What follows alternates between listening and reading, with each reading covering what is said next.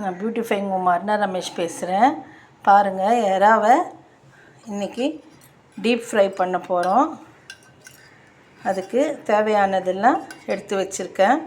மிளகாத்தூள், இஞ்சி பூண்டு விழுது, இது பாருங்கள் பஜ்ஜி மாவு கொஞ்சம் லைட்டாக போட்டு எறாவை நல்லா மிக்ஸ் பண்ணிக்கணும். இதை பாருங்கள், இப்படி மிக்ஸ் பண்ணிட்டேன். நல்லா எல்லாமே ஸ்பூனில் போட்டு மிளகாப்பொடி, இஞ்சி பூண்டு பேஸ்ட்டு, பஜ்ஜி மாவு எல்லாத்தையும் இப்போ இதை எடுத்து வானலில் போட்டு ஃப்ரை பண்ணணும். உப்பும் போட்டுக்கோங்க. உப்பும் போட்டு இப்படி நல்லா பிணைஞ்சிட்டு அப்புறம் வானலில் போட்டு ஃப்ரை பண்ணணும். வானலில் எண்ணெய் வச்சுருக்கேன். எண்ணெய் காஞ்ச உடனே ஃப்ரை பண்ணணும். பாருங்கள், எண்ணெயில் எப்படி ஃப்ரை ஆகுது. இப்போ ஃப்ரை ஆன உடனே எடுக்கணும். இதை பாருங்கள், டீப் ஃப்ரை பண்ணிட்டேன். இப்படி ரெட்டாக ஆன உடனே எடுத்து இதை சாஸ் வேணும்னா சாஸ் தொட்டு சாப்பிட்லாம். உங்கள் விருப்பத்துக்கு ஏற்ற போல் அப்படியே கூட சூடாக சாப்பிட்டா நல்லா ருசியாக இருக்கும். நீங்களே ட்ரை பண்ணி பாருங்கள்.